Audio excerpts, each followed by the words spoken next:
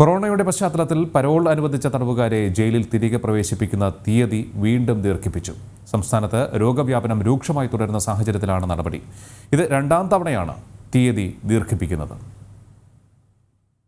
സംസ്ഥാനത്തെ ജയിലുകളിൽ corona വ്യാപിക്കുന്നത് തടയുകയെന്ന ലക്ഷ്യവുമായാണ് parole അനുവദിച്ച തടവുകാർക്ക് തിരികെ പ്രവേശിക്കുന്ന തീയതി നീട്ടി നൽകാൻ സർക്കാർ തീരുമാനിച്ചത്.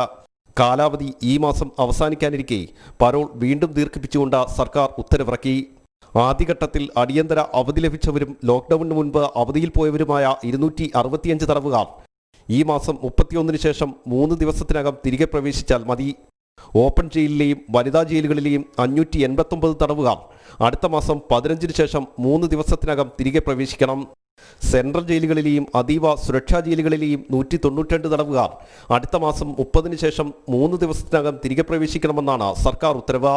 കൊറോണ വ്യാപനം രൂക്ഷമായി തുടരുന്ന പശ്ചാത്തലം പരിഗണിച്ചാണ് നടപടി. ഇത് രണ്ടാം തവണയാണ് തടവുകാർക്ക് തിരികെ ജയിലിൽ പ്രവേശിക്കുന്ന തീയതി ദീർഘിപ്പിച്ച് നൽകുന്നത്. തിരികെ എത്തുന്നവരെ 7 ദിവസം പ്രത്യേകം നിരീക്ഷണത്തിലാക്കിയ ശേഷമേ മറ്റു തടവുകാർക്കൊപ്പം പാർപ്പിക്കൂ.